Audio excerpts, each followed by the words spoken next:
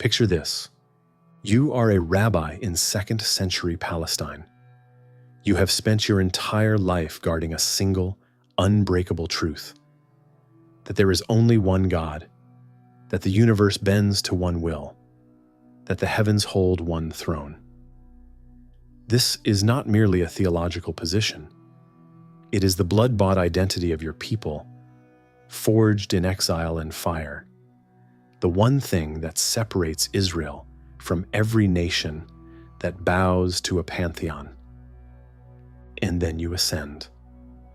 Through 7 heavens you travel, past the ranks of angels who burn like living torches, past the wheels of fire and the singing creatures with 6 wings.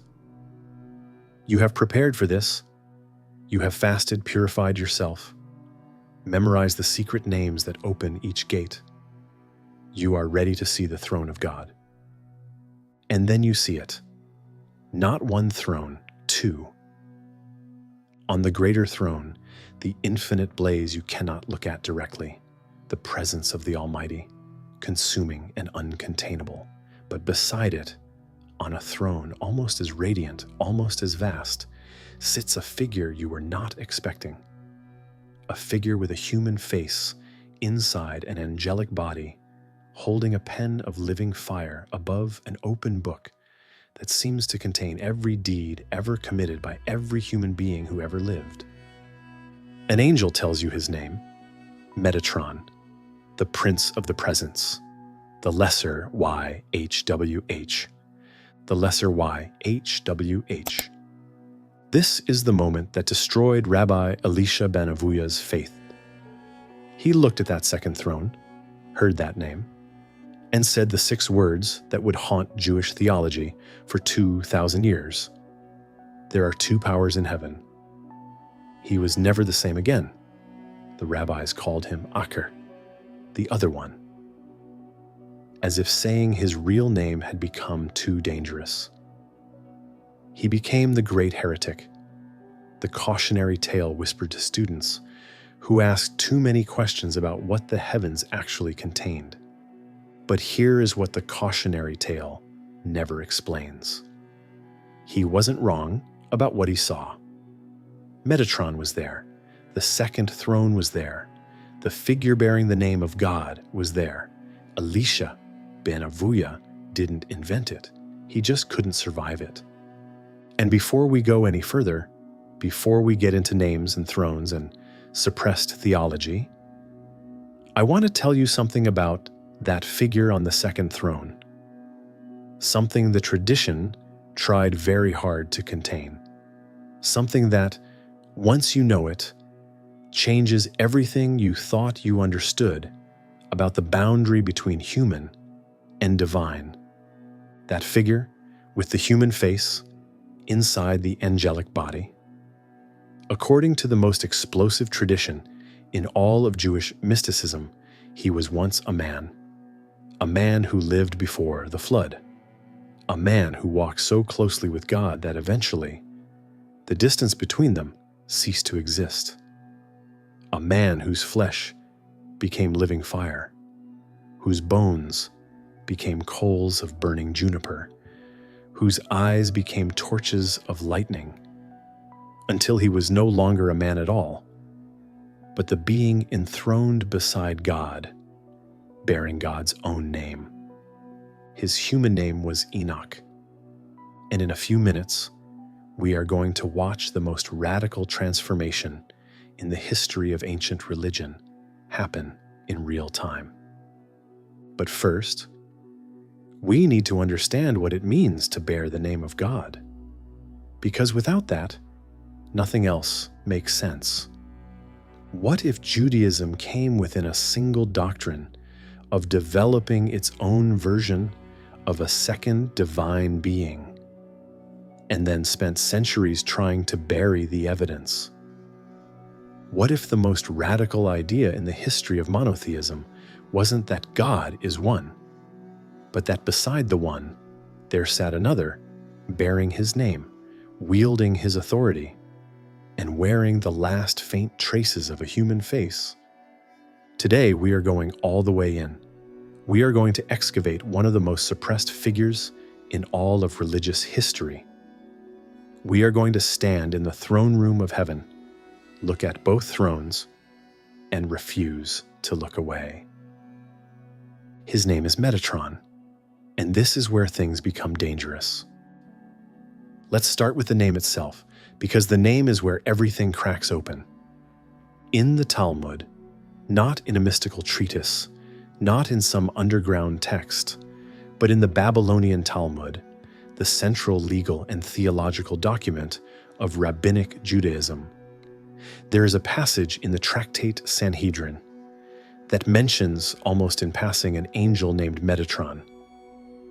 The passage is dealing with a verse from Exodus where God says, regarding a particular angel, "My name is in him." My name is in him. Hold that image. God is not saying the angel carries a message about him, not that the angel represents him in some delegated, ambassadorial sense. He is saying his name, the name, YHWH, the unpronounceable tetragrammaton, the name so sacred it could not be spoken aloud outside the temple without being drowned by the Levitical singers, is in the angel, inside him.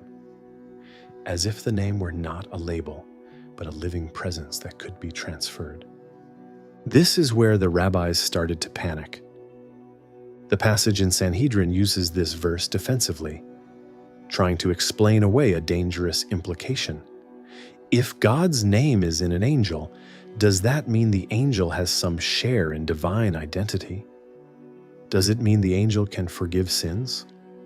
Because sin is ultimately an offense against the name? One early authority, Rabbi Idith, uses this verse to argue against a certain interpretation, and in doing so, lets slip that there exists a tradition in which Metatron himself is identified as this angel, the angel who carries God's name. Why does this matter so much? Because in the ancient Near Eastern world, bearing someone's name is not a trivial thing. It is not like wearing a badge. In ancient theology, Hebrew, Mesopotamian, Egyptian, a name is an ontological reality. To know someone's name is to have access to their power. To bear someone's name is, in some sense, to be that person's authorized presence in the world. When a king's ambassador arrived in a foreign court and declared, "I come in the name of the king," he was understood to carry the king's authority so completely that an insult to the ambassador was an insult to the king. But even that metaphor falls short. In the theology of the Hebrew Bible, God's name is not merely his label. When the temple was built, God said he would place his name there, not his body, not a statue, his name. The name was the presence. Picture a scribe in a candlelit room, writing down everything that happens in a city, every birth, every betrayal, every small mercy shown in a doorway at night. Now make the room infinite. Make the scribe older than the city. Make the pen fire.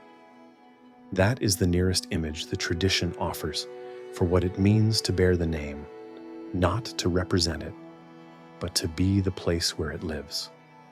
So when an angel is said not merely to carry God's name as an ambassador might, but to actually bear it, to have it placed within him, what exactly is being claimed? The Talmudic passage calls Metatron the Sar Hapanim, the Prince of the Presence, or the Prince of the Face. This is a title that puts him closer to the divine than any other angelic being. Not Michael the warrior, not Gabriel, the messenger. Metatron, the one who stands before the face of God, who has access to the innermost chamber of heaven, who sits, and this is the word the text uses, who sits in the divine court. This is where you need to slow down, because this single word carries an enormous weight. Angels do not sit. This is a theological rule so basic it barely needed stating. In Jewish tradition, the angels stand. They stand before the throne, they fly, they burn with ceaseless praise.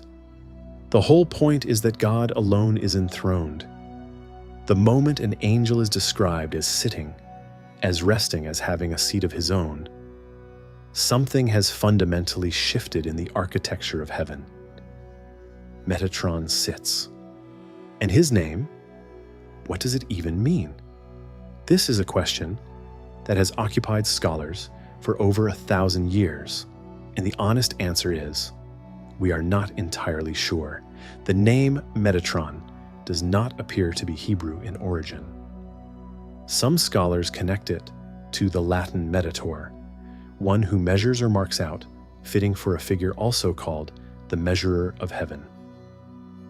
Others see a Greek origin in Metatron, meaning beside the throne or next to the throne, a reading that is almost too perfect, given everything we know about Metatron's position. A third proposal connects it to metatorios, a Greek term for a guide or conductor. None of these etymologies has been definitively proven. The name remains, appropriately, mysterious. And perhaps that is fitting for a figure whose entire existence in the tradition lives at the edge of what can be directly said. But here is what we can say about what Metatron does, regardless of what his name means. He is the heavenly scribe. He sits before the divine throne with a pen of fire, recording every deed committed in the world below, every act of kindness, every act of cruelty, every secret, every prayer that rose from a human chest in the dark. Metatron writes it down in the heavenly archives. Nothing is lost. Nothing is forgotten. He is the cosmic witness, the keeper of the account that will be opened on the day of judgment. What would it mean to know that someone is watching everything and writing it down, not as surveillance, as a kind of cosmic care? Every moment of your life preserved by a being who bears the name of the one who made you? This is the hunger Metatron speaks to, the hunger for the universe to be paying attention. But the image goes deeper than comfort, because the scribe is not just a functionary. He is a being who bears the name of the one who created everything he is writing about. The record keeper and the creator are not wholly separate beings. They share a name. And that is the paradox at the heart of everything we are about to explore. To understand why the second throne matters so much, you need to understand what the heavenly court looked like in early Jewish imagination, and why a piece of furniture could constitute a theological emergency. The tradition of ascending through the heavens, of a mystic traveling upward through a series of celestial palaces called Hekhalot, was enormously developed in the period between roughly the 1st and 7th centuries of the Common Era. The literature that emerged, called Hekhalot literature, is some of the most strange and vivid religious writing in human history. It is not allegory. It is not metaphor. It presents itself as a practical manual for the mystic who wants to actually go there. And what does the mystic find when they arrive at the 7th heaven, the throne room itself? The throne, Hamerkava, the chariot throne, is described in terms of such overwhelming magnitude that language fails almost immediately. Fire pours from beneath it. The very ground of heaven shakes with the praise of the angelic hosts surrounding it. This is the inheritance from the prophet Ezekiel, whose vision of the Merkava was so dangerous that the rabbis warned against teaching it publicly, cautioning that even a child who understood it too well might come to harm. Into this tradition, Metatron arrives, already enthroned. The text of 3 Enoch describes Metatron's throne as follows. God himself had a throne of glory made for Metatron, similar to the throne of glory, placed at the entrance to the 7th palace. This is not a subordinate's chair at the back of the room. It is a throne comparable to the divine throne, positioned at the most prestigious location in the heavenly court. This is where things become dangerous. There is a possible functional answer to why this throne exists. The throne room is a royal court, and every royal court has functionaries. Metatron, as the prince of the presence, needs a seat of authority from which to work. A viceroy needs a throne. The second throne is, on this reading, a practical arrangement, not a theological statement. But the rabbis knew that the appearance of a throne is never merely a practical statement. A throne is a claim to sovereignty. When the book of Daniel describes the Ancient of Days, seated on a fiery throne with one like a son of man approaching him, a figure given dominion and glory and a kingdom, the image of 2 thrones in the heavenly court carries the full weight of royal politics. 2 thrones mean 2 sovereigns, and 2 sovereigns in a cosmos that insists on absolute unity is a problem. How do you look at 2 thrones and conclude there is still only one king? And what happens to the person who cannot make that conclusion, who simply looks and sees what is there?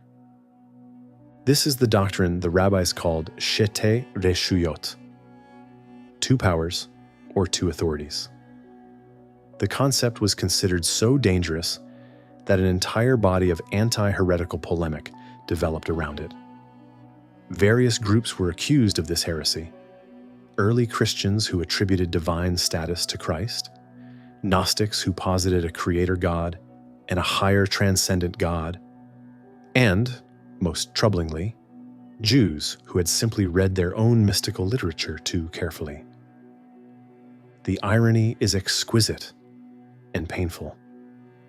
The Hekhalot texts, the very literature the Jewish mystics were producing and preserving, contained imagery that could be, and indeed was, read as supporting a 2 powers framework. God had given Metatron a throne. God had given Metatron his name. God had, in some texts, called Metatron the lesser Y, HWH. All of this was in the tradition, not an external critique, an internal excess. How do you suppress a doctrine that is embedded in your own sacred inheritance? We will come to that. But first, we need the moment that changed everything. The moment that made suppression feel not just advisable, but necessary. We need Acher. And to understand Acher, we first need to understand who he saw on that second throne. Because this is the part they tried hardest to bury. His name was Enoch, and in the entire Hebrew Bible, in the whole vast sweep of the Torah and the prophets and the writings, he gets exactly 5 verses. 5 verses. But what verses they are? In Genesis 5, in the long list of the antediluvian patriarchs, we are told, Enoch walked with God, and he was not, for God took him. Everyone else in the list died. The text is specific about their deaths. Enoch did not die. God took him. He was not, and then he was not here, because he was somewhere else. This 5-verse mention became, over the centuries surrounding the Common Era, the seed of one of the most elaborate bodies of literature in all of ancient Judaism. The books of Enoch, 1st Enoch, 2nd Enoch, and the later 3rd Enoch represent a sustained attempt to fill in what happened when God took Enoch. Where did he go? What did he see? What, in the end, did he become? First Enoch presents him as a visionary who travels through the heavens and receives revelations about the coming judgment. Remarkable, but still recognizably human. Second Enoch takes things considerably further. Here, Enoch is transformed during his heavenly journey. His earthly garments removed and replaced with heavenly raiment, his face beginning to shine. He is becoming something more than he was. The human edges are starting to dissolve. And then there is 3 Enoch, Sefer Hekhalot, the Book of the Heavenly Palaces, probably composed between the 5th and 7th centuries of the Common Era. And it is, frankly, one of the most audacious texts in all of ancient religious literature. In 3 Enoch, the narrator is Rabbi Ishmael, a real historical figure, here transported into the role of heavenly visionary.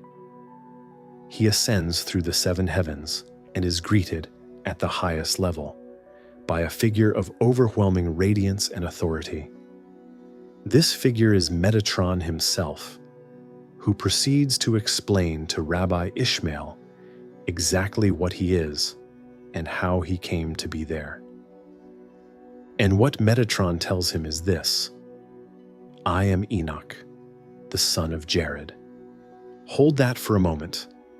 The being on the 2nd throne, the one who bears the name of God, who holds the pen of living fire, whose authority extends over the entire angelic creation, is a man, was a man who walked the fields of the antediluvian world before the flood, before the catastrophe, before the world that now exists came to exist. A man who simply walked very closely with God. And this is where the text becomes extraordinary. The transformation Metatron describes is so extreme, so total, so physical in its imagery, that it reads almost as a kind of death and rebirth at the cellular level. When God took Enoch from the earth, he was transported through the heavens in a fiery chariot. Then God lifted him up before the heavenly court, and the transformation began. Enoch's flesh became fire, his sinews became flame, his bones became coals of burning juniper. The light of his eyes became torches of lightning. His eyeballs became the orbs of fiery wheels. His hair became flames. Every part of his physical body was translated into its celestial equivalent. He became a being of living fire, not metaphorically, but element by element, organ by organ. And then something else happened. He grew. The text describes Metatron's height as equal to the width of the world, a number that is both cosmic and incomprehensible. His body expanded to fill the dimensions of heaven itself. He became a being whose scale matched the scale of the creation he now administered. God clothed him in a garment of glory, placed a crown of glory on his head, gave him 72 wings, 36 on each side. He was given 72 names, corresponding to the 72 names of God. He was seated on a throne. He was given a document, a deed of authorization, in which it was written that he was God's viceroy over the entire heavenly creation. And then, this is the moment that carries all the theological weight. God gave him a new name, Metatron, and with it, the name YHWH, the unpronounceable. The name that could not be spoken aloud in the temple without the priests' voices being drowned out by the Levitical singers so that no one outside the inner court could hear it. That name, given to a transformed human being. Can you feel why the rabbis started to panic? A man who simply walked with God had been given the name of God. Not a name like God's. Not a name that honors God. The name, YHWH. And he was seated on a throne comparable to God's throne. in the innermost chamber of heaven, administering the entire created order on God's behalf. The text tries to maintain a distinction. He is the lesser, YHWH, the subordinate, the viceroy rather than the king. The hierarchy is preserved in theory, but the gap has been narrowed to a knife's edge.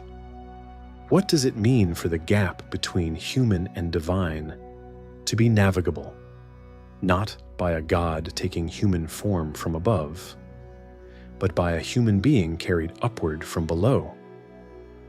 This is the direction that makes the tradition explosive. It does not require special divine parentage. Enoch was simply a man who walked with God. That was sufficient. That was enough to carry him through the membrane between human existence and something the created order had never contained before. This is a doctrine of human transformation, more radical than almost anything in the ancient world. And it was sitting in plain sight in the tradition of the people who insisted most loudly that God is one and there is nothing beside him. The rabbis could not simply ignore this. Someone was going to look at it clearly and draw the logical conclusion. His name was Elisha ben Avuya. And this is where things break open completely. In the Talmud and in subsequent mystical literature, there is a story told about 4 rabbis who entered Pardes, a word that means orchard or garden, but which in this context clearly refers to some form of mystical ascent, a penetration into the deepest level of divine reality. The 4 are Ben Azai, Ben Zoma, Acher, and Rabbi Akiva. The outcome for 3 of them is catastrophic. Ben Azai looked and died. Ben Zoma looked and was struck mad. Acher cut the shoots, an obscure but devastating phrase that means he committed apostasy. He severed himself from his tradition. He broke at the root.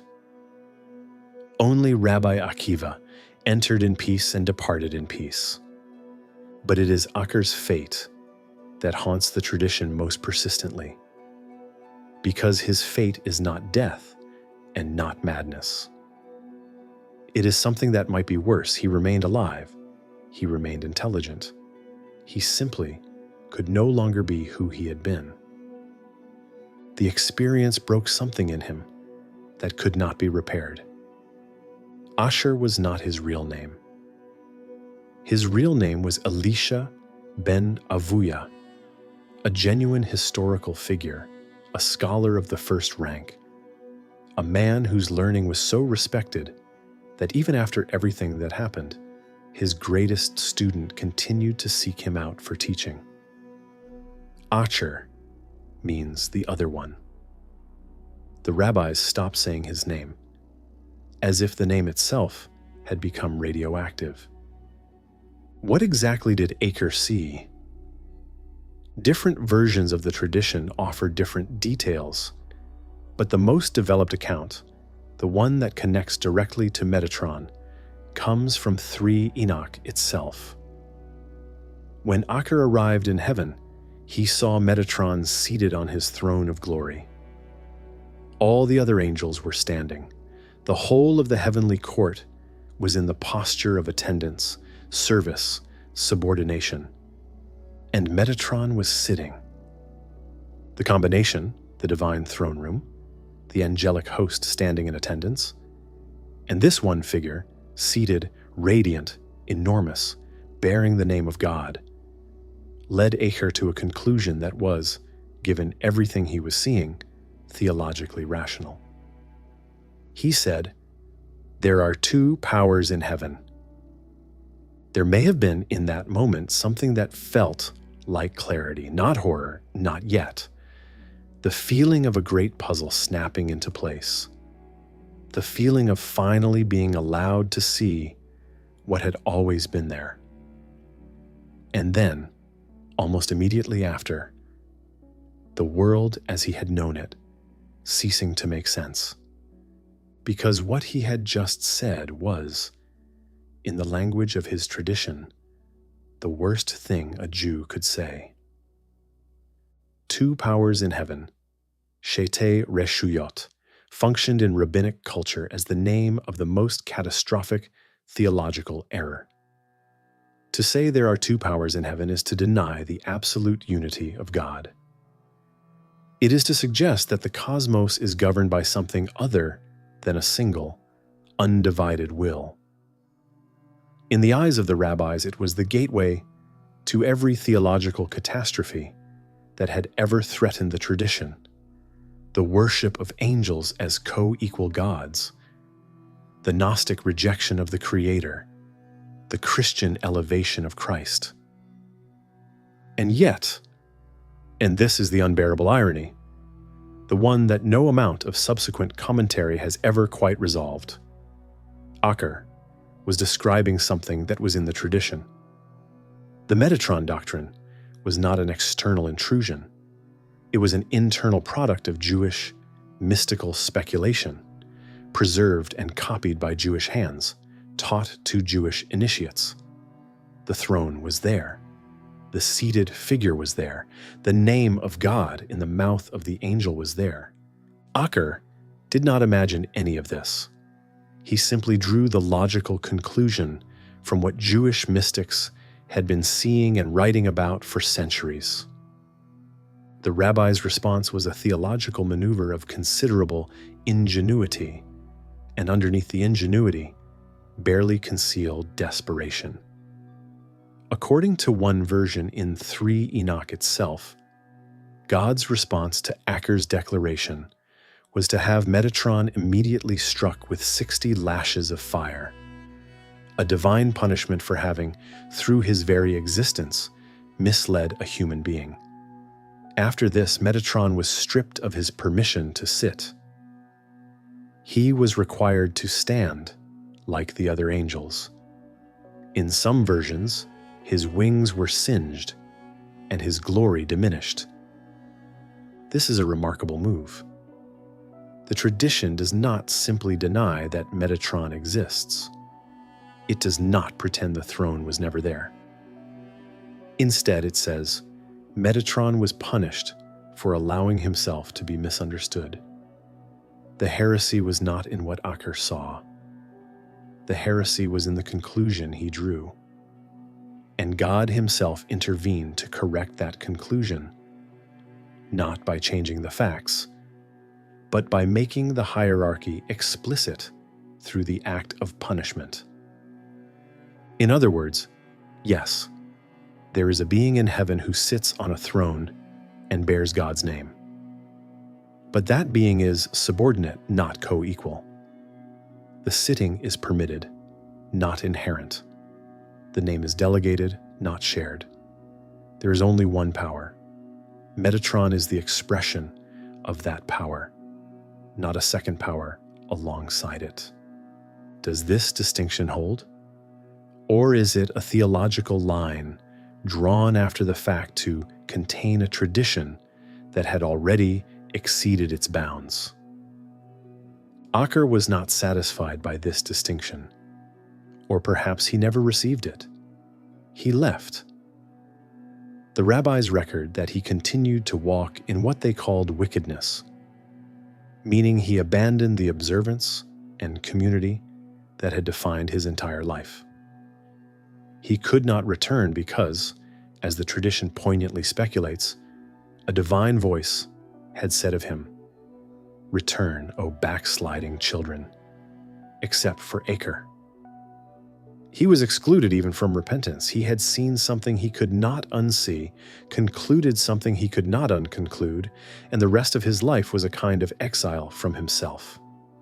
His student Rabbi Meir, one of the greatest authorities in the entire Talmud, continued to learn from him even after his apostasy, drawing out the good from the bad, like the meat from a pomegranate, while discarding the rind.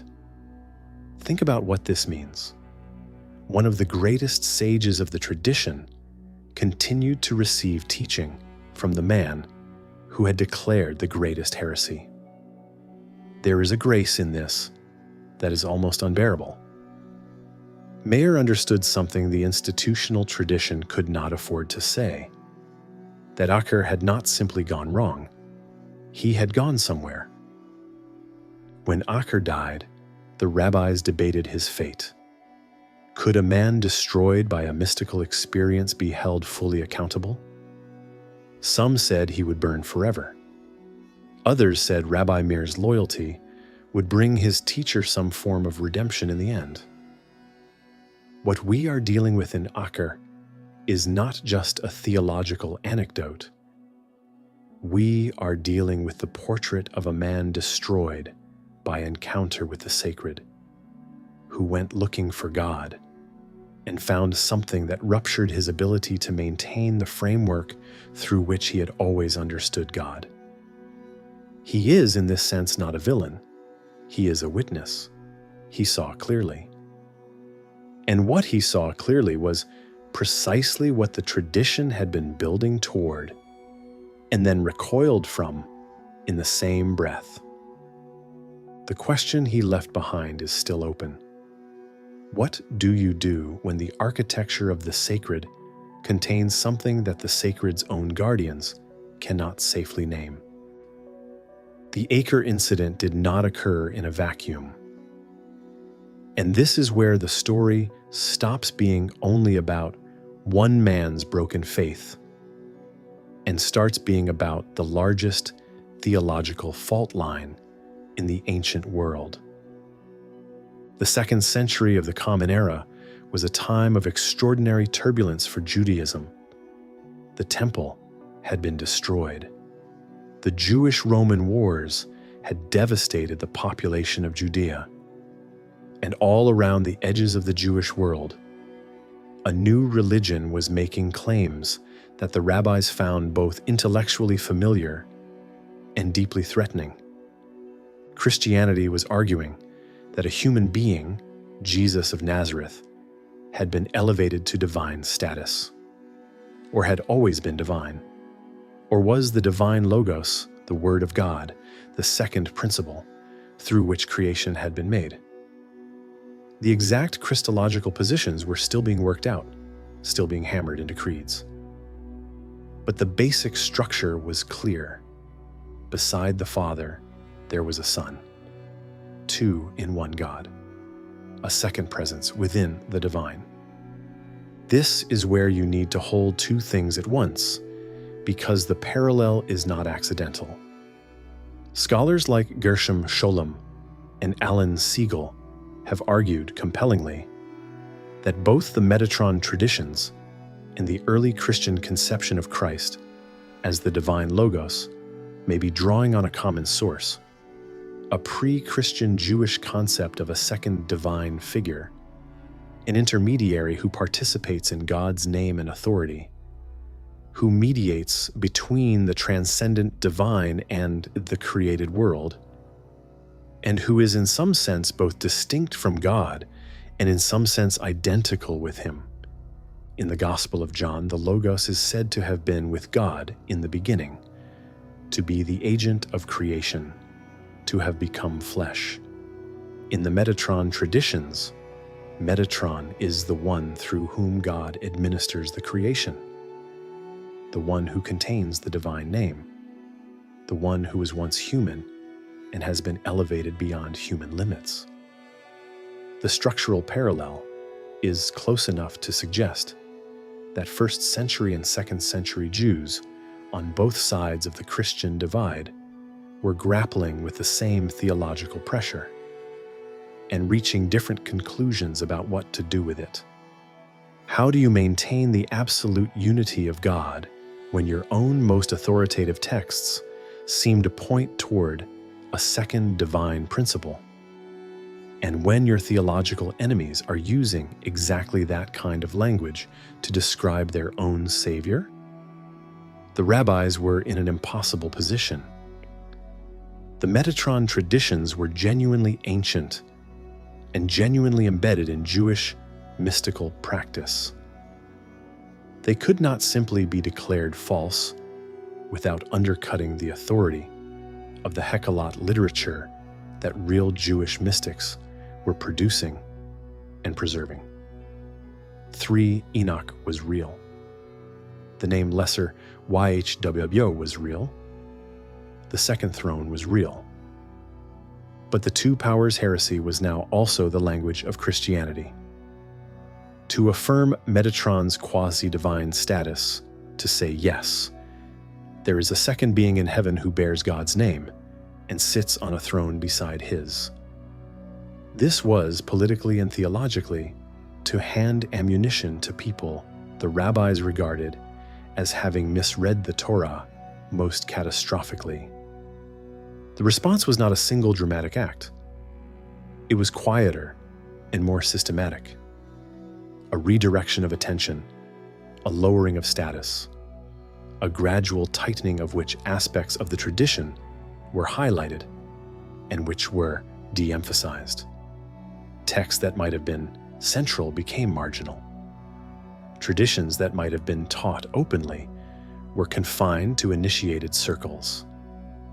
This is the mechanism by which the Book of Enoch, once clearly known to Jewish authors, quoted by early Christian texts, treated as authoritative, simply vanished from normative Judaism. It survived in the Ethiopian church, in Dead Sea Scroll fragments, in the library of a Christian monastery. It did not survive as a living document in mainstream Jewish practice, even though it was the direct source of some of the most important imagery in Jewish mysticism. The suppression was not book burning. It was quieter, a tacit agreement not to make certain things too prominent. Metatron's title of lesser YHWH became a source of embarrassment, explained away, qualified, contextualized into harmlessness. His throne became a throne of administration, not sovereignty. His name became a delegation, not an identity. The fire was not extinguished, it was covered. But covered fires have a way of outlasting the hands that covered them. Metatron did not stay covered. He survived the Middle Ages in Kabbalistic literature, where he was associated with the Sephirah of Yesod, the channel through which divine energy flows into the world. He was discussed, cautiously and with elaborate qualifications, by figures like Moses de Leon and the great Kabbalist of Saft, Isaac Luria. He persisted not as a heresy, but as something more uncomfortable, a canonical figure who could not be expelled, only managed.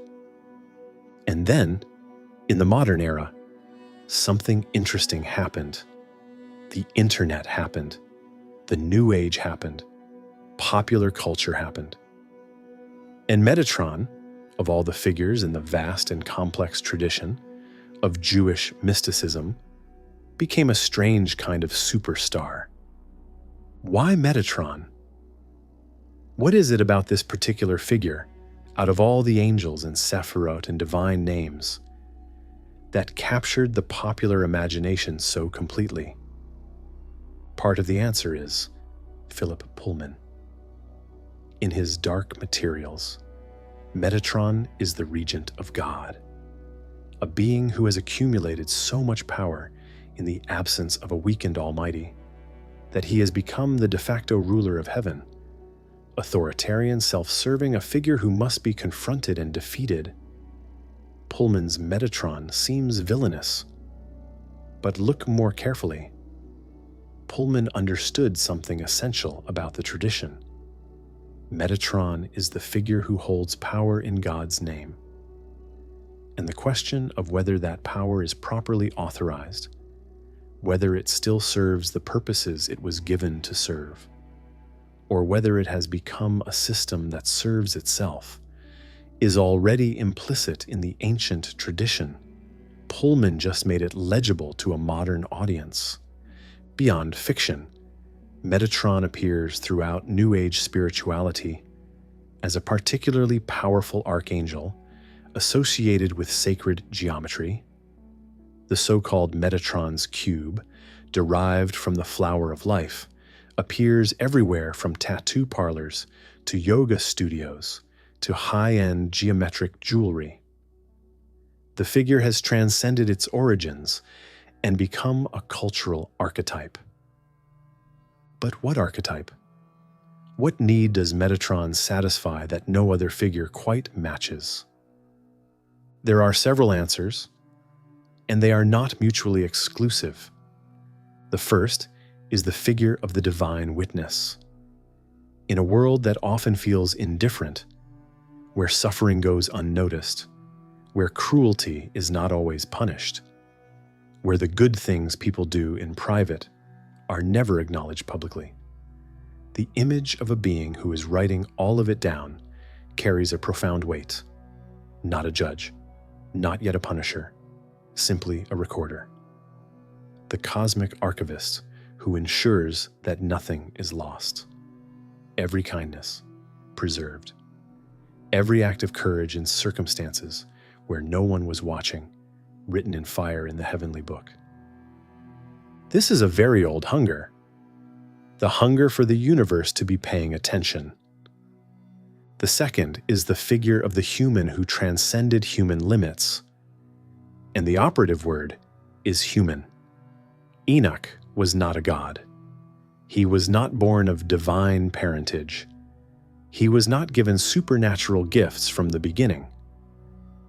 He simply walked with God, sustained that closeness over a life, and in the end, that closeness transformed him into something the universe had never contained before. This is one of the most powerful narrative structures in all of human mythology. The ordinary person who becomes extraordinary, not through accident of birth, but through the quality of sustained attention and devotion. The hero's journey, theosis, the superhero origin story. The structure is always the same. A human being crosses a threshold and comes back changed, or in Enoch's case, does not come back at all, having become too vast for the world that produced him. What would it mean to take seriously the idea that human beings are not fixed, that the category human is not a ceiling, but a starting point? The third resonance is more unsettling. Metatron as the figure who holds power in God's name, and may or may not still remember why he was given it. In every human institution, in every religious tradition, there are figures who claim to speak in God's name, who claim divine authorization for their authority, their judgments, their exclusions. The Metatron tradition asks the question underneath that claim: how do you know? How do you distinguish the genuine divine viceroy from the being who has simply become very comfortable in a position of great power and forgotten, or never knew, what that power was for? This is the Pullman reading. But it is also just the reading the ancient text invites, if you're willing to sit with its discomfort. The acre incident carries a different kind of resonance, a personal one. Acher looked at heaven and saw what was there. He was not deluded. He was not mad. He saw clearly. And what he saw clearly broke his ability to maintain the framework through which he had always understood divinity. There is a kind of spiritual courage in that, even as it led to his ruin. He refused to not see what he had seen. He refused to perform a comfortable piety in the face of something that genuinely troubled him. There are people in every generation who are destroyed by what they encounter when they look too directly at the structures of sacred authority. People who go in seeking the divine and find instead the human systems that have grown up around the divine and cannot reconcile the gap. Acher is their ancestor, not a saint, not a villain, a man who looked too clearly and was left with nothing to return to. And Metatron himself, the figure at the center of all of this, remains finally irreducible. He is not simply an angel. He is not simply a transformed human. He is not simply a theological problem or a pop cultural icon. He is the place where the question cracks open. How close can a created being come to the divine without crossing a line that cannot be uncrossed?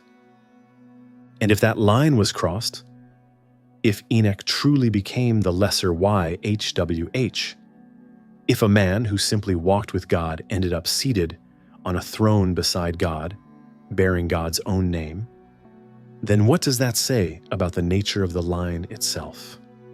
Perhaps the tradition that buried Metatron's highest titles did so not because they were false, but because they were too true. Because if it happened once, to a man who simply paid close enough attention, who simply sustained closeness long enough, it might be available to anyone. And that possibility, that the distance between human and divine is not a fixed chasm, but a traversable space, is one of the most radical ideas in all of religious history. It is also the idea that keeps returning, no matter how many times it is covered, no matter how many times the institutional voice says there is only one power, the throne is singular, the name belongs to one, the fire under the cover keeps burning. Metatron is waiting.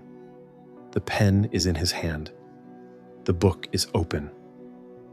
And everything you have done today, the things you are proud of, the things you wish had gone differently, the moment of unexpected kindness you offered without thinking, the thing you did when no one was watching, all of it is being written down in fire by a being who was once exactly like you.